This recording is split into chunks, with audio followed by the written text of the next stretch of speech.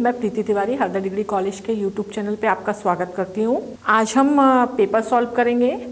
देखिए ये पेपर जो है इस साल 2024 में आया था। आप देख रहे हैं इस पे लिखा हुआ है ये बीए, बीएससी होम साइंस वाला, BCom, BCA, BBA third year NEP के अंतर्गत 2024 का पेपर है। फाउंडेशन का जो अभी आपको मैं पढ़ा रही थी उसी का सेकंड पेपर है फाउंडेशन कोर्स का।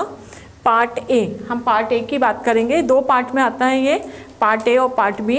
तो पार्ट ए जो है personality development and character build, जो पेपर है वो 100 नंबर का रहेगा। 50 नंबर का पर्सनालिटी का रहता है, 50 नंबर डिजिटल के रहते हैं। ये सब आपको निर्देश दिए हुए हैं कि आपको OMR शीट, जैसा कि आपको मालूम है कि ये पेपर जो है FC के हैं OMR शीट पे होते हैं, गोले काले करने वाले। तो OMR शीट के संबंधित निर्देश दिए हुए हैं। अब यहाँ से हमारे क्वेश्चन ए पार्ट में आपको सबसे पहला क्वेश्चन दिया हुआ है personality development and character build में। फर्स्ट है व्यक्तित्व विकास को प्रभावित करने वाले कारकों में यह शामिल नहीं है। आपको ध्यान देना है, नहीं है लिखा है। सबसे फर्स्ट दिया हुआ है वंशानुक्रम, दूसरा दिया है मानसिक योग्यताएं, तीसरा दिया है देश और चौथा दिया है आपका डी वाला ऑप्शन जो है परिवार। देखिए ए वंशानुक्रम, व्यक्तित्व विकास को वंशानुक्रम प्रभावित करता है, हमसे पूछा गया है नहीं करता, तो ये करता है। बी मानसिक योग्यता, ये भी करेगा। डी वाला जो है परिवार, ये भी वंशानुक्रम जो है व्यक्तित्व विकास को प्रभावित करता है, परिवार भी। जो सी है देश, है ना, कंट्री, ये नहीं करता है। तो आपको नहीं वाले पे टिक करना है, कंट्री पे आप टिक करेंगे, देश पे करेंगे। ये पहला क्वेश्चन हो गया। अब हम दूसरा देखते हैं। व्यक्तित्व विकास में इन दो तत्वों में विकासात्मक परिवर्तन होते हैं, आंतरिक और बाह्य, वेशभूषा और शारीरिक।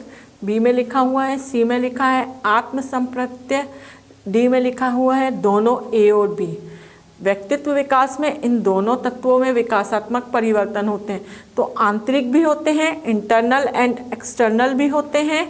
और आपका जो सेकंड बी वाला ऑप्शन दिया है कॉस्ट्यूम्स एंड बॉडीज़, ये भी होता है। तो आप आंसर इसका देंगे D, both A and B. ये सेकंड क्वेश्चन था। ये आपको पेपर ही सॉल्व करवा रही हूँ जो इस साल 2024 में आया था। चरित्र निर्माण के प्रमुख साधनों में कौन सा बिंदु सम्मिलित नहीं है? आप एक बात ध्यान रखना, जहाँ नहीं है लिखा है उसको बहुत अच्छे से क्वेश्चन को पढ़ लिया करो। नहीं है तो देखिए पहला दिया है ए शिक्षा, बिल्कुल चरित्र निर्माण में शिक्षा का बहुत इम्पोर्टेंट होता है ना। बी प्रतिष्ठा, सी बोला है धर्म और डी बोला है अनुशासन। अब आपके जो चरित्र निर्माण के प्रमुख साधन है उसमें शिक्षा भी है, प्रतिष्ठा भी है, अनुशासन भी है, लेकिन धर्म, रिलीजन कहीं भी नहीं होता है। आप इंग्लिश में भी देखते जाएं, क्वेश्चन है इंग्लिश में भी लिखे हुए हैं। तो यहाँ पे आपका जो सी ऑप्शन है ये नहीं है का आंसर है अगर चरित्र निर्माण के प्रमुख साधन, तो देखो शिक्षा है, प्रतिष्ठा है, अनुशासन है, एजुकेशन है, प्रेस्टीज है और डिसिप्लिन है, लेकिन रिलीजन जो धर्म है वो नहीं है। तो नहीं है का आंसर ये बनेगा। फिर फोर्थ बोला गया है पंचकोश में यह बिंदु सम्मिलित नहीं है। 5 कोश हैं, 5 कोशों में कौन सा सम्मिलित नहीं है? अब देखो ऑलमोस्ट क्वेश्चन नहीं है वाले आ रहे हैं। अनन्मय कोश ए में दिया है, बिल्कुल है। बी प्राणमय कोश, ये भी है। सी जो है शब्दकोश नहीं होता है ना। डी आनंदमय कोश होता है। तो नहीं है बोला गया है, इसलिए आपका आंसर बनेगा शब्दकोश। ठीक है, फिर यही इसका इंग्लिश में है, अनन्मय कोश है, प्राणमय कोश है, आनंदमय कोश है, लेकिन नॉट इंक्लूड बोला गया है, तो शब्दकोश नहीं है। फिर 5th नंबर में क्वेश्चन पूछा गया है मानसिक विकास में कौन सी योग्यता सम्मिलित नहीं है? ऑलमोस्ट क्वेश्चन नहीं है वाले मिल रहे हैं हमको पेपर में। तो देखिए ए संवेदन, बी स्मरण, सी शारीरिक शक्ति और डी कल्पना। तो देखिए मानसिक विकास में कौन कौन सम्मिलित है? तो संवेदन है, स्मरण भी है, कल्पना भी है, लेकिन ये जो शारीरिक शक्ति, फिजिकल स्ट्रेंथ है, ये सम्मिलित नहीं है। तो नहीं है का आंसर बनेगा आपका वापस से सी। अब 6 नंबर का क्वेश्चन देखते हैं हम। वंशानुक्रम का अर्थ यह नहीं है, फिर से नहीं है में पूछा गया है। वंशानुक्रम क्या होता है? तो देखिए, केवल माता पिता के गुणों का प्रभाव, बिल्कुल वंशानुक्रम ये होता है। केवल पिता के गुणों का प्रभाव, माता पिता व अन्य पूर्वजों के गुणों का प्रभाव, यही तो वंशानुक्रम कहलाता है। अब डी जो है उसमें बोला है अपने अर्जित गुणों का प्रभाव। अपने अर्जित जो होते हैं उसका वंशानुक्रम से कोई संबंध नहीं होता, और यहाँ पे बोला गया है नहीं है। डी वाला ऑप्शन बनेगा। The effect of your acquired qualities, जो आपने स्वयं अर्जित की हैं वो, उनका वंशानुक्रम से कोई संबंध नहीं होता। वंशानुक्रम का मतलब यही होता है माता पिता, पेरेंट्स या पूर्वजों से जो हमको पीढ़ी दर पीढ़ी मिलता है उसको वंशानुक्रम बोलते हैं, है ना। फिर हम देखते हैं 7 नंबर का क्वेश्चन। चरित्र का विकास इनमें से किस बिंदु से होना संभव नहीं है? तो देखिए, पहला ए है संकल्प शक्ति, बी है कल्पना शक्ति, सी है आचरण और डी है नैतिकता। चरित्र का विकास किस किस से होता है? आपका जो संकल्प शक्ति है उससे होता है, आचरण से होता है, नैतिकता से होता है। लेकिन कल्पना शक्ति मतलब जो आप इमेजिनरी करते हैं, पावर ऑफ इमेजिनरी, जिसका ऑप्शन में बी में दिया है कि आप कुछ सोच रहे हैं, उससे चरित्र निर्माण थोड़ी ना होता, वो तो सिर्फ कल्पना है ना। तो ये वाला है यहाँ पे बी ऑप्शन आपका सही है इसका। अब हम देखते हैं 8 नंबर का क्वेश्चन। चरित्र आदतों का पुंज है, चरित्र की यह परिभाषा इसमें से किसने दी है? तो ध्यान रखिए, इसको सीधे आप ए बी सी डी जो ऑप्शन है मैं वो उनमें से कुछ भी नहीं पढ़ रही हूँ। चरित्र आदतों का पुंज है, इसको बोला है सैमुअल ने बोला है, ठीक है। किसने बोला है? सैमुअल ने बोला है। चरित्र आदतों का पुंज, ये एक डेफिनेशन है और ये किसने दी है? तो सैमुअल ने दी है। इनमें से कौन सा गुण चरित्र निर्माण का गुण नहीं है? आप नहीं है जो बेटा बहुत नोट वाला ध्यान रखें कि नहीं पूछ रहे हैं ये। ए विनम्रता, बी परोपकार की भावना, सी प्रतिस्पर्धा की भावना, डी दयालुता। अब यहाँ पे देखिए बोला है which of the following is not character built of qualities नहीं है। तो प्रतिस्पर्धा क्या होती है? दूसरे से कंपटीशन का भाव रखना। देखिए, विनम्रता बिल्कुल होना चाहिए, चरित्र निर्माण के लिए विनम्रता आप में होना बहुत ज़रूरी है। परोपकार की भावना ये भी होना चाहिए, दयालुता ये भी होना चाहिए। लेकिन किसी से प्रतिस्पर्धा, किसी से कंपटीशन की भावना रखना कहीं पे भी एक अच्छे चरित्र का गुण नहीं माना जाता है ना। तो आप इसका क्या बोलेंगे? C option. फिर है डी, व्यक्तित्व विकास हेतु कौन सा बिंदु आवश्यक नहीं है? व्यक्तित्व विकास, आपकी जो पर्सनालिटी डेवलपमेंट है उसके लिए क्या नेसेसरी नहीं है? तो देखो, आत्मविश्वास होना चाहिए, है ना।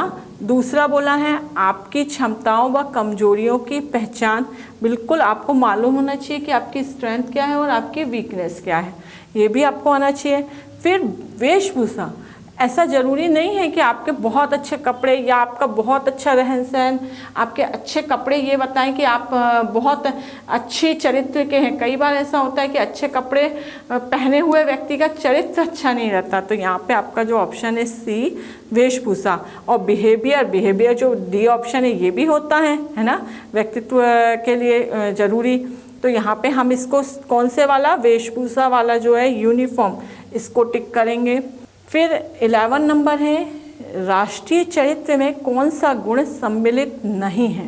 पहला ए बोला है देशभक्ति, बी बोला है मातृभूमि की भक्ति, सी बोला है धार्मिक कट्टरता और डी बोला है राष्ट्रीय ध्वज का सम्मान। राष्ट्रीय चरित्र एक होता है अपना देश के लिए हमारा कैसा चरित्र होना चाहिए। तो देखो, देशभक्ति जरूरी है, कंपलसरी है कि भाई आपको देशभक्त होना चाहिए। जिस माटी में आप पल बढ़ रहे हैं, बड़े हो रहे हैं, उससे अपना प्रेम रखना होना ही चाहिए। मातृभूमि से भी भक्ति होना चाहिए। ये जो धार्मिक कट्टरता क्या होता है, एकदम अपने धर्म के प्रति इतने कट्टर होना और दूसरे के धर्म को वो सम्मान वो नहीं देना, मतलब जो उसके रिस्पेक्ट करना चाहिए, तो ये नहीं होना चाहिए राष्ट्रीय चरित्र में। सभी धर्म समान है, जैसे कि हमारे संविधान में बोला गया है धर्मनिरपेक्षता, है ना। तो यहाँ पे हम किसको टिक कर देंगे, सी को। ये उसका इंग्लिश भी दिया हुआ है क्वेश्चन।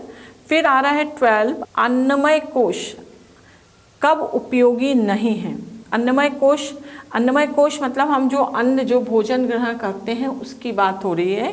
तो देखिए ए, जन्म से लेकर मृत्यु तक बिल्कुल होता है अन्नमय कोश, क्योंकि हम जो खाते हैं जो हम भोजन, तो ये वाला तो होगा नहीं। बी, गर्भ से लेकर देहांत तक ऐसा बोला जाता है कि बच्चा जो है अपना खान पान माँ के गर्भ से शुरू कर देता है ना। तो यहाँ ये भी सही है।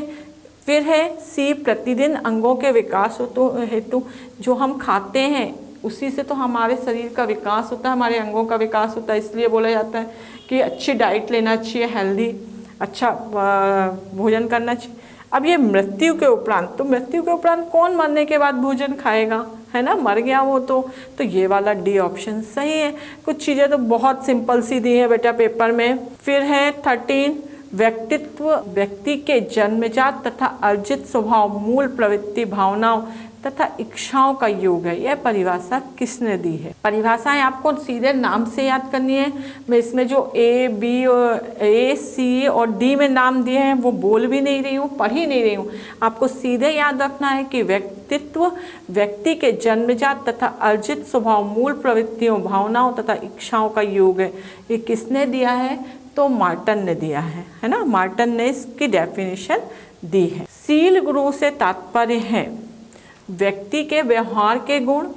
ए जो है व्यक्ति के व्यवहार के गुण बोला गया है। बी, बुद्धि, प्रभुत्व, सहनशीलता आदि गुण। सी में बोला है ए और बी दोनों, और डी में बोला है उपयुक्त में से कोई नहीं। शील गुण, इसके जो ए ऑप्शन है और बी ऑप्शन है दोनों सही हैं। व्यक्ति के व्यवहार के गुण और बुद्धि, प्रभुत्व, सहनशीलता आदि गुण। तो हमारा ऑप्शन जो है वो सी सही होगा, ए और बी दोनों ही सही हैं। फिर है 15, चरित्र विकास निर्माण में कौन सा तत्व शामिल नहीं है। चरित्र निर्माण जो है कैरेक्टर डेवलपमेंट में कौन सा एलिमेंट सम्मिलित नहीं है। तो देखिए संकल्प शक्ति बिल्कुल है। फिर बी, पर्यावरण ये नहीं है। सी, व्यवहार, और डी, नैतिकता। तो ए भी से है, सी भी है और डी भी है, लेकिन पर्यावरण और चरित्र निर्माण का कोई संबंध नहीं है, ये इसके तत्व में शामिल नहीं होता। तो जो बी है वो ऑप्शन आपका आंसर बनेगा, नहीं है क्योंकि बोला गया है ना। फिर है चरित्र के कारकों में कौन सा सम्मिलित नहीं है। वापस से अब देखिए ए जो ऑप्शन दिया है भावना बिल्कुल होता है। बी, गतिविधियाँ ये भी होता है। सी, प्रतिध्वनि ये भी होता है। डी, प्रायश्चित चरित्र के कारकों में नहीं होता है ना। तो यहाँ पे आपका ऑप्शन जो है वो डी सही हो जाएगा, क्योंकि नहीं है पूछा गया। अगर है पूछा जाता तो भावना होती है, गतिविधि होती है, प्रतिध्वनि होती है, लेकिन प्रायश्चित नहीं होता है। फिर इनमें से कौन सा चरित्र निर्माण का आवश्यक गुण नहीं है। तो ए में बोला है विनम्रता, बी में बोला है परोपकार की भावना, सी में बोला है दयालुता, और डी में बोला है आर्थिक संपन्नता।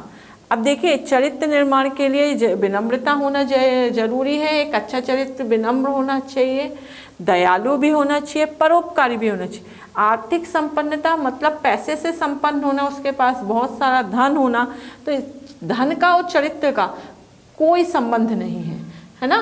तो फिर 18 नंबर, पंचकोशों में अन्नमय कोश के संबंध में असत्य कथन बताइए।